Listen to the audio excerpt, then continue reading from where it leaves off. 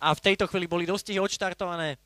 Išlo to veľmi rýchlo a vo vedení je v tejto chvíli Billy Tiger, takže maďarský zástupca. Najrýchlejšie z boxov pole sa pomerne dosť roztiahlo a dvaja hlavní favoriti teraz práve uzatvárajú to pole na 4. mieste Sign of the Zodiac a King of Marmalade za ním 5., ale teraz už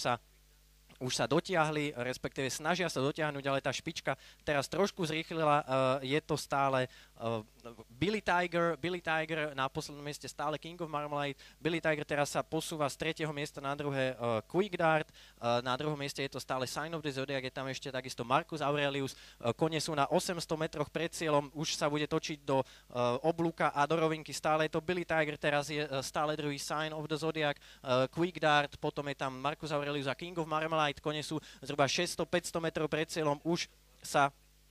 blíži cieľová rovinka a teraz sa tam posúva sa zvonka King of Marmalade veľmi razantným speedom King of Marmalade, ale stále je to teraz